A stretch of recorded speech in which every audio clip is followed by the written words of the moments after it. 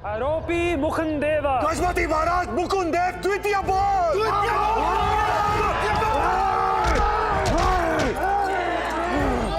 जिसे east India company के खिलाफ रिवोल्ट और कंस्पिरेसी के लिए गिरफ्तार किया था, आज ईस्ट इंडिया कंपनी उस पर रहम करके आजाद करती है।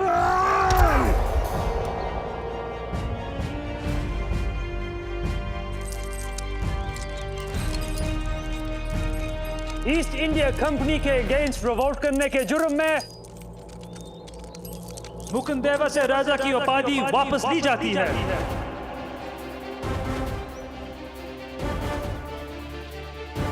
आरोपी मुकुंदेवा का अपने राजकोष पर कोई अधिकार नहीं होगा।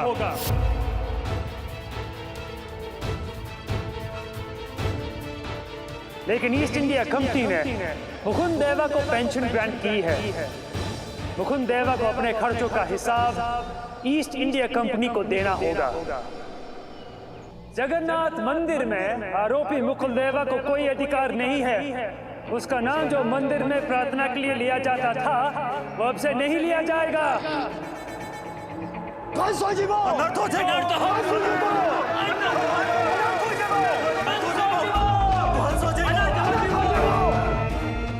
और कभी भी मुकुंदेवा के व्यवहार ने अगर ईस्ट इंडिया कंपनी को नाराज किया, तो मुकुंदेवा की यह आजादी फिर से छीन ली जाएगी।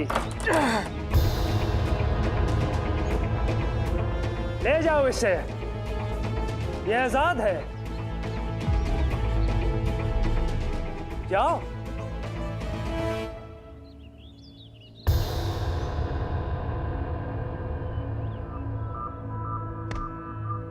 महाराज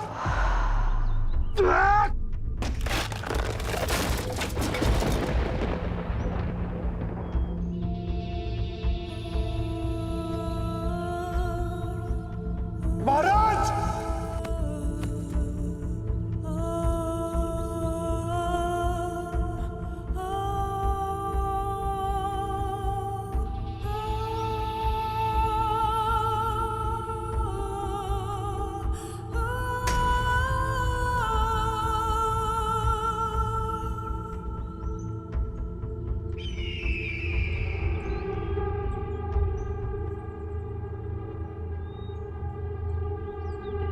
महाराज वही महाराज। गजपति महाराज के गजपति महाराज के गजपति महाराज के जय जगन्नाथ, जय जगन्नाथ, जय जगन्नाथ। आज्ञा। चरण पटनायक। ये कौन है? गजपति महाराज के गजपति महाराज के गजपति महाराज के गजपति महाराज के। ए बॉक्सी, जगबंधु महाराज मुकुंद का सेनापति। महाराज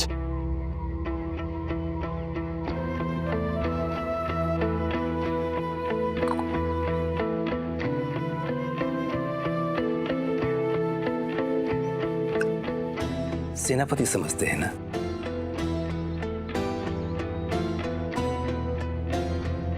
राज्य नहीं, राजा नहीं, वहां सेनापति। वही तो 1804 में भी यही सेनापति था। जब मंदिर गया, राजा गया, ये देखता रह गया, ये और इसके पाइक सैनिक। गजपति महाराज के गजपति महाराज के गजपति महाराज के। वैसे कहते हैं पाइका सैनिक मरने से नहीं डरते, लेकिन ऐसी हार के बाद तो मुझे लगता है कि ये बॉक्सी और उसके पाइका सैनिक, इनको कहीं डूब के मर जाना चाहिए। लेकिन ये डूब के नहीं मरे। अब भी आग बहुत है इसमें और इसके पाइकों में। तो क्या हुआ? ये छोटा सा दिया है, कितना भी फड़फड़ाएगा, अंग्रेज कंपनी के सूरज को थोड़ी ना बुझा पाएगा।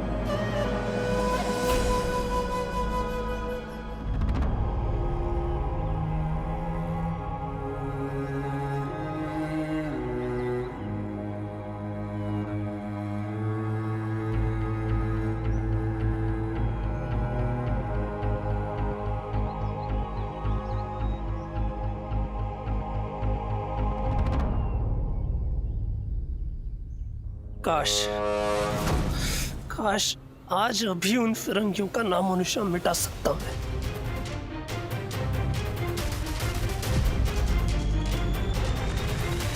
आपके आदेश की प्रतीक्षा रहेगी। हम लड़ने के लिए तैयार हैं।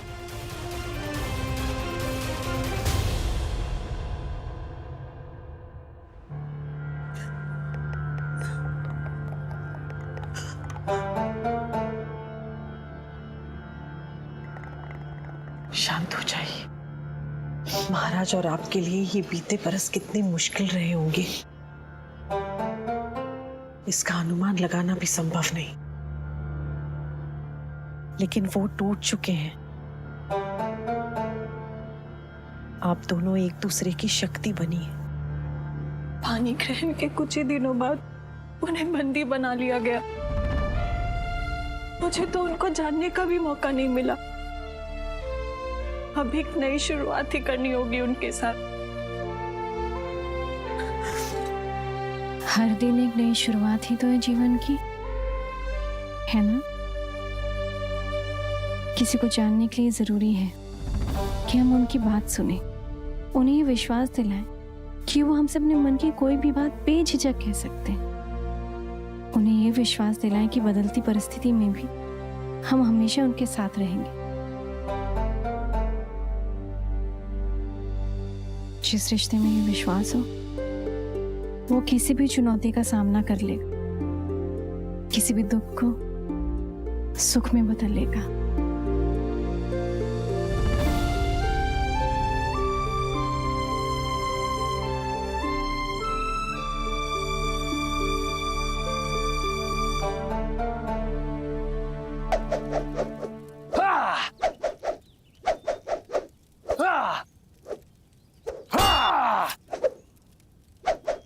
राधामणि, क्या बात है?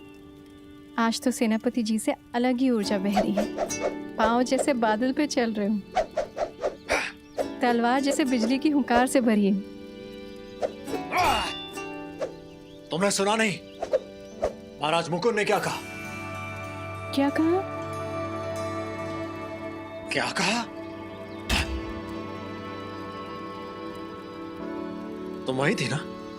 फिर क्यों नहीं सुना महाराज ने जो कहा? महाराज मुकुंद ने आपके मन की वो बात कही जिसे सुनने के लिए आप इतने बरसों से इंतजार कर रहे थे। हाँ राधा, मैं सबसे कहता था कि जिस दिन महाराज मुक्त होंगे ना, देखना उस दिन फिरंगियों की क्या हालत होगी। और अब तो महाराज ने अपनी मन की बात भी रख दी है। कंपनी वालों को अपने किए पर पछताना होगा। बस अब तुम देखो क्या करेंगे हम इन फिरंगियों के साथ।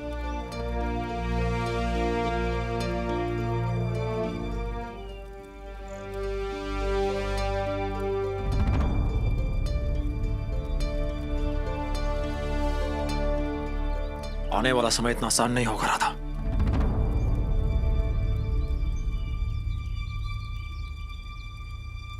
मैं और मेरे पाई का सैनिक, हम विद्रोह करेंगे, जी भर के करेंगे और जीतेंगे भी। लेकिन उसके लिए बहुत त्याग करने पड़ेंगे, दुख झेलने पड़ेंगे, कष्ट उठाने पड़ेंगे। और सबसे ज्यादा तुम्हें।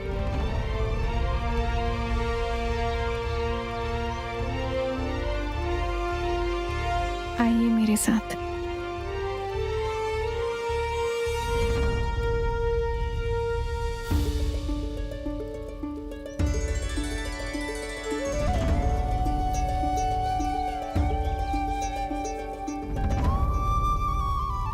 विवाह के वक्त हमने कुछ वचन लिए थे, ईश्वर को साक्षी मानकर। मैंने जब आपकी अर्धांगिनी बनना स्वीकार किया तो आपके हर सुख और दुख को भी साथ में स्वीकार किया। मैंने हर हाल में आपके साथ रहना स्वीकार किया, आपकी शक्ति, आपका विश्वास बनकर। मैंने स्वीकार किया कि किसी भी परिस्थिति में मेरे ये वचन बदलेंगे नहीं। मैंने स्वीकार किया कि आपके सम्मान और विजय के लिए मैं कोई भी त्याग देने को हमेशा तैयार रहूंगी।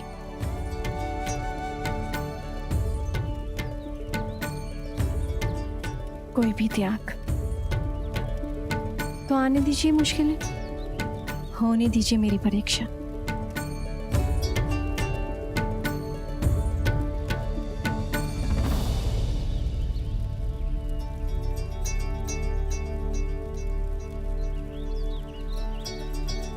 तुम मेरे कौन सी जन्मों का पुण्य हो मुझे नहीं पता, कौन सी तपस्या का फल हो मुझे नहीं पता, लेकिन तुम्हें हर जन्म में अपने लिए पा सकूं, तुम्हारे सामने ईश्वर से आज यही मांगता हूं।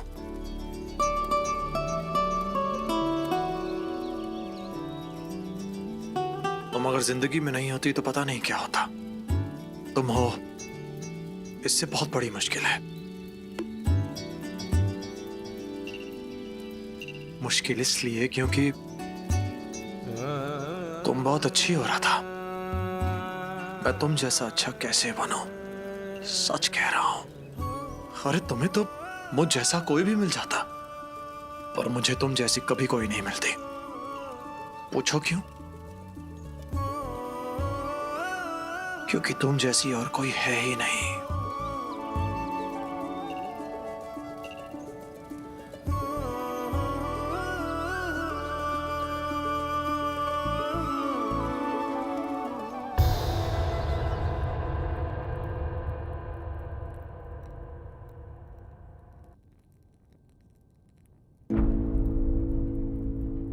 मैंने बहुत सोचा, सभासदों से भी पूछा। कंपनी की जो मांगे उसे स्वीकार करने के अलावा हमारे पास कोई रास्ता नहीं है कल्याण। लेकिन हमारे पास इतनी बड़ी सेना है, हम युद्ध क्यों नहीं कर सकते? युद्ध से हमारी प्रजा को भारी क्षति पहुंचेगी। कितने घर उजड़ जाएंगे, कितने बच्चे अनाथ हो जाएंगे। अगर अंग्रेजों के साथ समझौता कर लेते हैं, शायद हम अपनी प्रजा को बचा लें। जिन जिन राज्यों ने कंपनी से समझौता किया, क्या उनकी प्रजा सुखी है? बाबा, बिना लड़े ही कैसे पता चलेगा कि हम जीत सकते हैं या नहीं? क्या हम इतने कमजोर हैं कि कोई हमारे घर में घुस आए और हम उसका सामना भी ना कर पाए? हम कमजोर नहीं है कल्याणी, पर जीतने के लिए ये फिरंगी जितना गिर सकते हैं, हम नहीं गिर पाएंगे।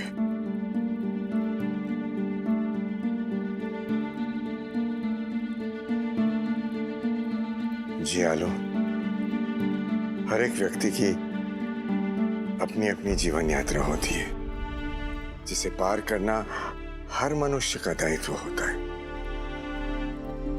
एक पिता होने के नाते मेरे भी कुछ दायित्व है। अपने दोनों संतानों को सुरक्षित रखना। मैं चाहता हूं कि तुम विवाह करके यहां से चली जाओ। मोहन को भी अपने साथ ले जाओ। तुम्हारी और मोहन की सुरक्षा के लिए यह बहुत जरूरी है। उसके बाद मृत्यु भी आए पापा, तो मैं शांति से उसे स्वीकार करूंगा।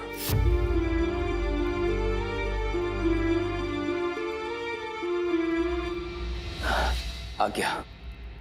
आपका संदेशा मिलते ही पूजा आदि छोड़ के भाग के आया हूं। क्या आज्ञा है? ये घोषणा करवाओ।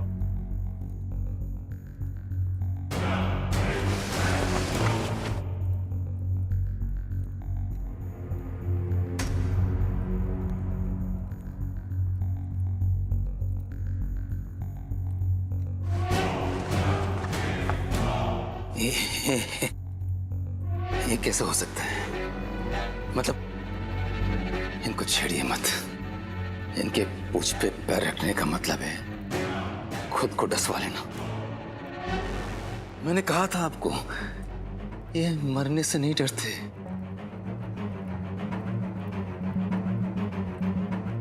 जो मरने से नहीं डरते, उनकी आंखों में जीने का डर देखकर अच्छा लगेगा। आप समझ नहीं रहे हैं क्या? इस फरमान से आग लग जाएगी। आग। तुम जितना बोल रहे हो, मेरा एक्साइटमेंट और बढ़ता जा रहा है। मैं देखना चाहता हूँ ये लोग क्या करते हैं।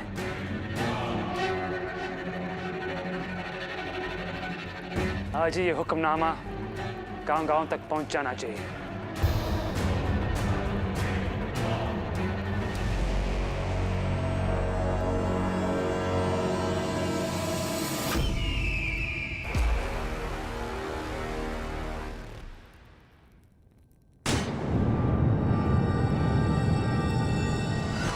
Time is up. क्या सोचा आपने?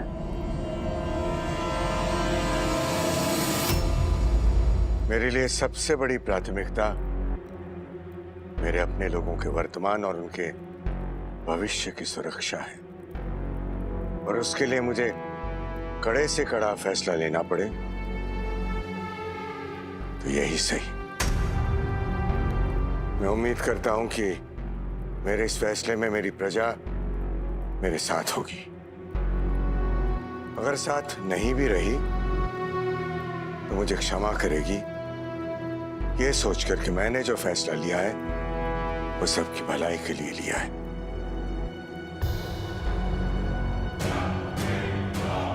मुझे आपका प्रस्ताव नहीं बाबा,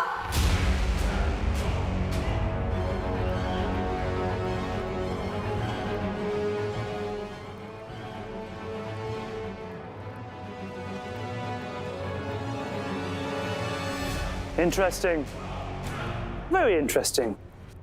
मैं एक आखिरी मौका देता हूं तुम्हें, प्रिंसेस कल्याणी। तुम डिसाइड करो कि तुम्हारा राज्य वॉर चाहता है या पीस।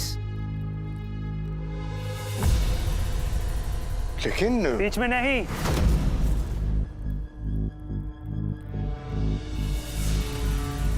रंभा का भविष्य अब तुम्हारे हाथ में है। डिसाइड।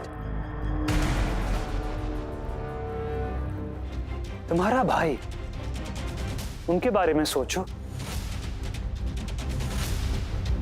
आपके बाबा के बारे में सोचो। सोचो कि लोग तुम्हारे डिसीजन पे क्या कहेंगे। सब सोच के डिसाइड करो, युद्ध या शांति।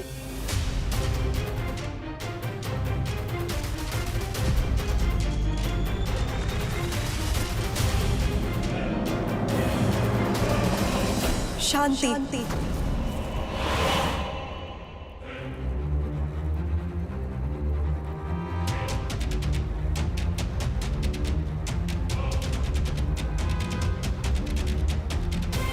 लेकिन डर के नाम पे पाई गई हुई शांति कोडम्बा को नहीं चाहिए। शांति के नाम पे गुलामी नहीं चाहिए।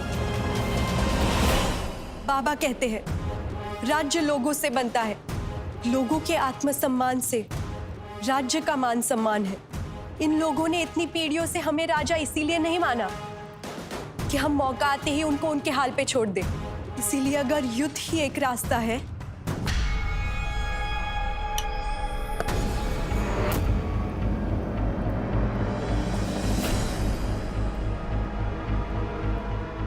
तो युद्ध करेंगे।